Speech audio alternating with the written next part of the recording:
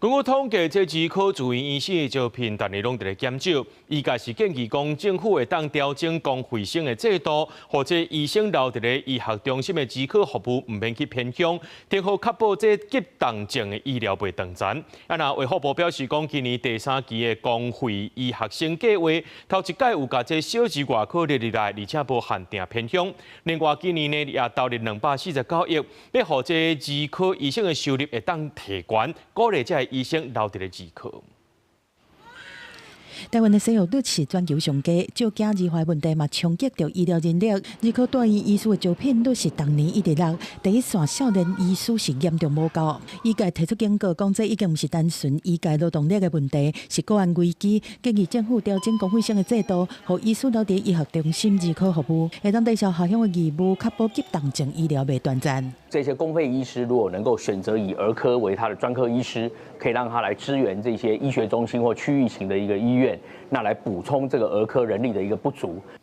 医界表示，讲台湾新生儿的人数是对一年40万，一个也大减到去年的10万外人。儿科的服务量敢若剩1/4，加上健保给付的标准真悬，互少年医学生拢惊险。根据台湾儿科医学会的统计，儿科大医医师的招聘率，在民国113年是落到57%，创历史新低。就130个人，敢若70个人报道。114年虽然小可回升到92个，但嘛是欠3成。今年目前已经招85个人，佫持续在招募。政府应该要主动提出区域儿童医疗网的规划蓝图，明确划分各层级的责任，并将有限的资源重点优先投入在急重症以及跨区支援。他在服务阶段仍然可以留在这个医学中心。那另外一组区域罗才困难组，那这个就是要下乡的。